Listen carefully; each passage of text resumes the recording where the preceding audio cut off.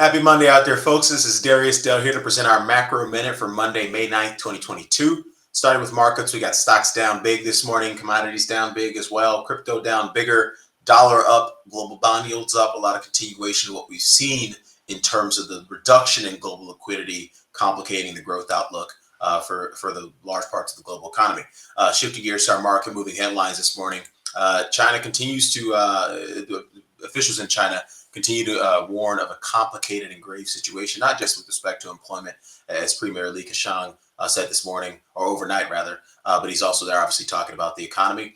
Beijing and Shanghai both tighten virus curves, so moving in the wrong direction here.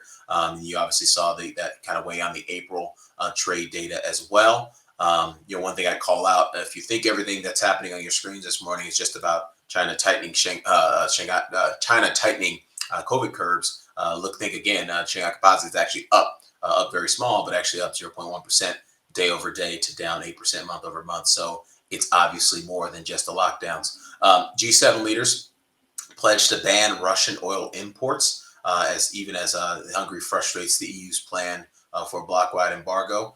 So we continue to see the reduction in Russian energy exports to the Western economy. That's obviously complicating the global supply situation. And obviously, we continue. We talked about this in Leadoff Morning Note, I think on Thursday or Friday, in great detail about the sort of the kind of scenario analysis around the potential EU embargo of Russian gas imports. That would be the bigger story, in our opinion. Shifting gears to the economic calendar this week, we got a lot of Fed speakers. Loretta Mester, Raphael Bostic out tomorrow. John Williams, Fed, Chris Waller out tomorrow as well. Raphael Bostic speaking on Wednesday. We got China CPI and PPI data Wednesday as well. U.S. CPI data Wednesday, PPI data Thursday. San Francisco Fed President Mary Daly, she'll also speak on Thursday. We'll kind of update through the lens of the prism of the jobs report, which we received on Friday. We'll update our thoughts on sort of the likelihood of incrementally hawkish forward guidance relative to some potential dovish guidance out there. You guys all know my saying, you don't buy when there's blood in the streets. That's when the idiots buy. The smart people buy when they hear Federal Reserve ambulance sirens. And we'll update our initial thoughts on that and then go through a deep dive on all the things we're looking at from a labor and inflation signaling standpoint, as well as a market signaling standpoint in tomorrow's May macro scouting report. For those of you who don't know, we put out a monthly slide deck of about 100, 125 slides of deep dive analysis that sort of go directly to the key themes at the moment at the time. So you don't have to spend hours and hours and hours scouring FinTwit looking for answers. We gave you all the answers right to your inbox. And then lastly, did you know in April, retail investors bought $14 billion of stocks? It was the second lowest monthly uptake since late 2020, but it obviously tells you that this sort of buy the dip mantra, this buy the dip mentality continues to exist amongst the retail investment community. We talked about this. Chris Sidio, who was on our program a few weeks ago, talked about the shape of the call skew, this sort of the smile and volatility markets as indicative of a retail investor that was continuing to YOLO on upside. Well, guess what? That YOLO on upside is a terrible bet. It's not working, and investors need to reassess. You look at what's happening this morning. S&P 500 down 2% to down 10% month over month. Bloomberg Industrial Metals Index signaling some demand destruction, down 3% to minus 14% month over month. Bitcoin minus 4% today to down 23% month over month. Ethereum minus 6% today to down 26% month over month. And just one thing I call out, we made some great sales a month ago, specifically a month ago. This is our key takeaways from our Around the Horn presentation on Saturday, or I think we made the sales on Friday, April 8th.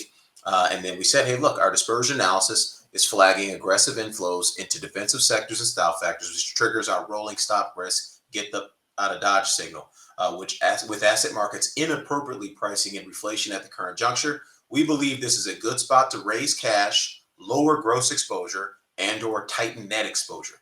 Further, our crowding analysis indicates the recent crowding into low beta is now a risk for the broader market that is down a full 10% since we put out this presentation.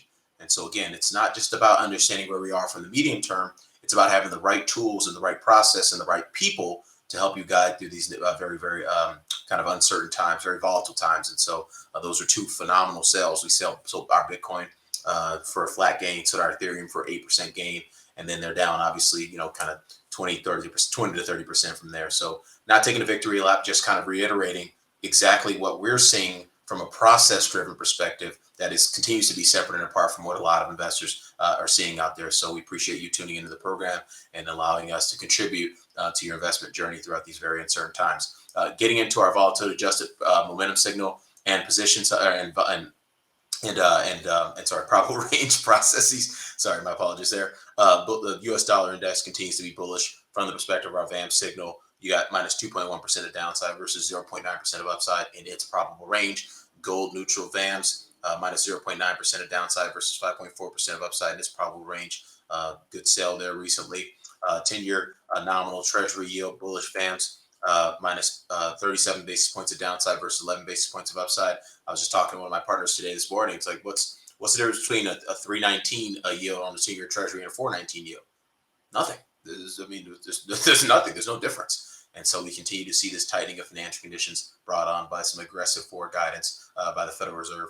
High yield OES, bullish VAMs, signal still minus 61 basis points of downside versus 17 basis points of upside. You see that positive skew there coming to filter into the probable range process once it broke out to bullish VAMs. It's exactly what you expect to see. You don't want to be buying dips too early in credit and equities in the middle of a bear market. And by the way, this is a bear market. We called it last fall, and it's happening right now on your screens. S&P 500, bearish VAMs still minus 4.4% of downside versus 7.7% of upside. VIX, neutral VAMs, minus 43% of downside versus 11% of upside. NASDAQ and Russell 2000, bearish VAMs, both of them. You got minus 5% of downside in the NASDAQ versus 10.8% upside. You got minus 3.8% of downside in the Russell versus 9.8% upside. Bitcoin, Ethereum, obviously bearish VAMs still. We flagged that out a few weeks ago. Certainly, again, talked about the sales we made. Another great sales. We made some great sales in crypto back in early December as well. We're trading this asset class very well, and it's not because we know anything more than the next guy or next gal about DeFi or the innovation we're seeing in the crypto space. It's because we have a world-class macro risk management process that many of the world's top institutions tap into, that many of you tap into, and we appreciate each and every one of you who tune in on a daily basis to either our published research or to this program here, which we're happy to continue to do for free. Minus 2% of downside to Bitcoin's lower boundary of its probable range with 20% upside. We got minus 3% downside versus 23% upside. In Ethereum, Shanghai Composite continues to be bearish VAMs, minus 6.4% of downside versus 3.4% of upside. WTI crude oil neutral VAMs, minus 12% of downside versus 6% of upside.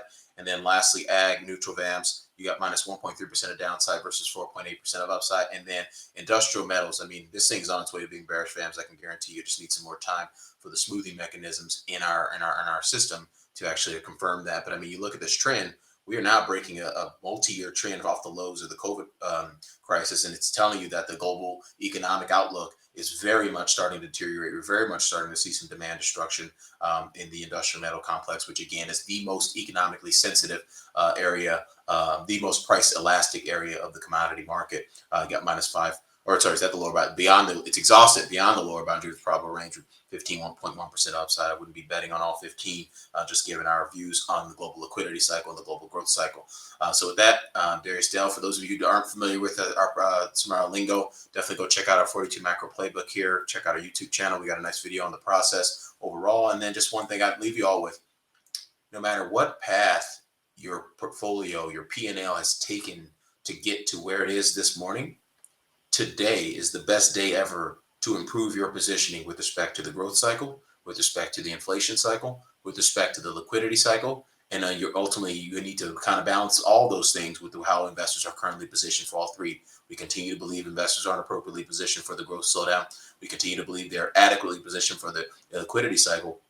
And ultimately, the inflation cycle has been the key theme on most investors' sheets for the year to date. So thanks again for joining us. We'll catch you back here tomorrow. Best of luck out there this week, and we mean it. Cheers.